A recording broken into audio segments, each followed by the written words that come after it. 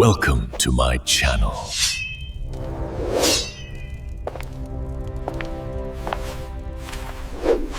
In a house built on bloodlines, one boy was born to be forgot. The siege had cast a dark pall over the Malin estate, but within its walls, I was already moving my pieces. I listened as Barik and Wakio discussed the shifting power dynamics within the family.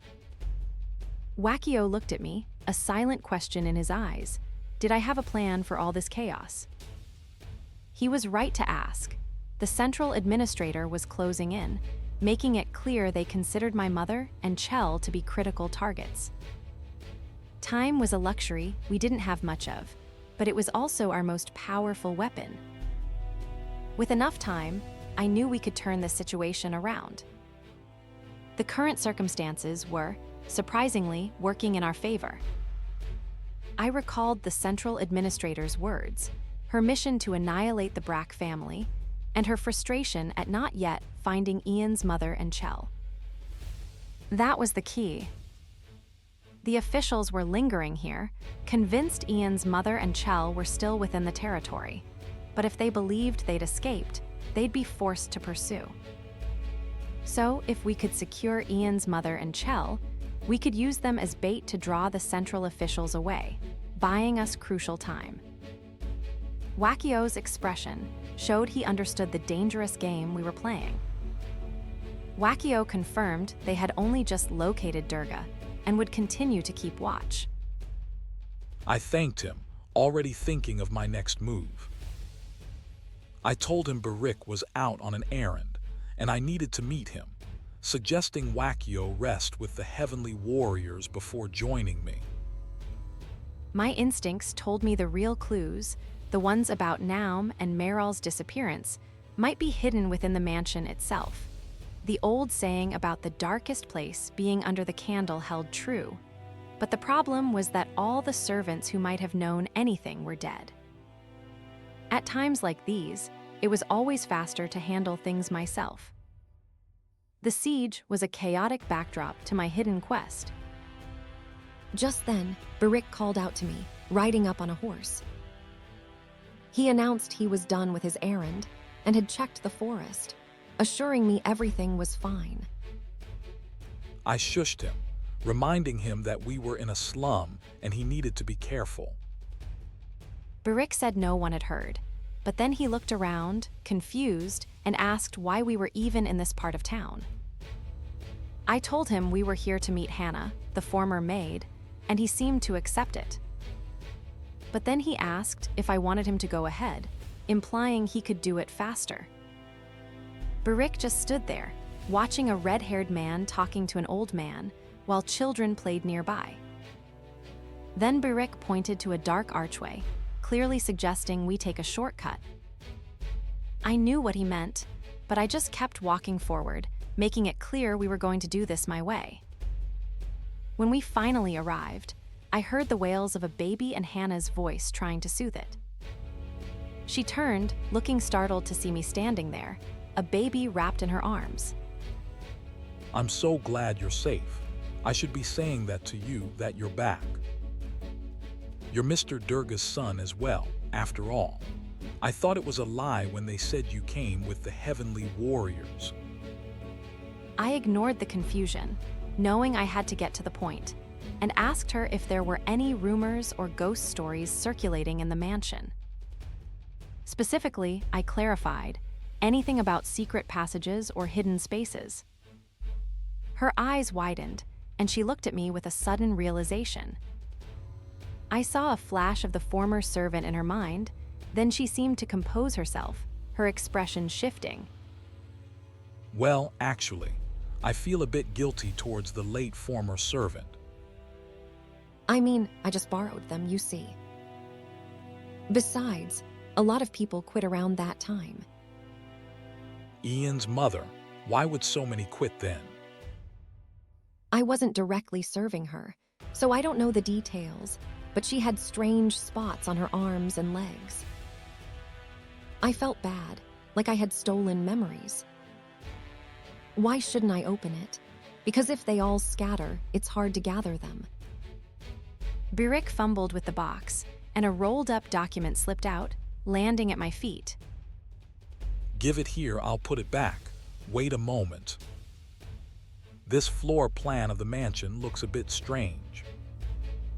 Birik leaned closer, looking at the map with me. I could tell he didn't see anything unusual, but my emperor's eye for detail spotted something immediately. But this tree is actually there. I focused on the map, my green eyes scanning every detail, every line that seemed out of place. I looked at the weeping willow on the diagram, and a thought struck me. Could it be that this tree marked something important? Meanwhile, in their hiding place, Ian's mother stood, pacing anxiously, while Chell sat hunched on the bed, looking utterly miserable. Mom, I'm hungry. We might have to live in hiding for life because of treason. But if we go to the Fontrall family home, they'll help us. So let's hang in there a bit more until we can escape. Then, a heavy, deliberate set of footsteps echoed from outside their makeshift room, growing steadily louder. The candle on their small table flickered, the smoke from its wick drifting into the still air. Durga, is that you? Ian's mother gripped a knife, her eyes wide with fear as Chell cowered behind her, both staring at the doorway. There you are. The moment lingers in silence. Durga had certainly been prepared, providing a secure, albeit cramped, hiding place for my mother and Chell. My mother, however, was still fuming about her situation, tightening her grip on a small knife as she muttered about the kind of people who would run instead of fight. Then she lashed out, screaming my name, her fury aimed squarely at Chell and me. She railed at us, calling us savages and inferior beings, demanding we recognize her status. I'd heard tales of her volatile temper, but this was worse than I'd imagined. Chell simply replied, "Yes, Sir Ian," acknowledging my command to restrain her. Her eyes narrowed, filled with a dark rage as she continued to accuse me. Die, this is all your fault. It's all your fault that this happened." I told her to stop, explaining that she wasn't looking at the bigger picture. My immediate priority was to prepare to leave with the Heavenly Warrior clan at dawn. She still struggled, looking at me with wide, panicked eyes. I sighed, rubbing my chin, wondering how to make her understand. I explained that Mariloff, the nearest city, had completely shut its gates to us. She couldn't do this to me. There was simply no way. She insisted we needed to go back to the mansion first, then head to Mariloff, as if I hadn't just told her the gates were sealed. She kept mumbling about Durga being alive, about waiting for a reply from the palace, about borrowing money and getting help. I had to cut her off, my voice sharp. "Mother, if you don't shut your mouth, I'm going to shut it for you." I watched her, head bowed and hands clasped over her face, still muttering, wondering what kind of delusion she was clinging to.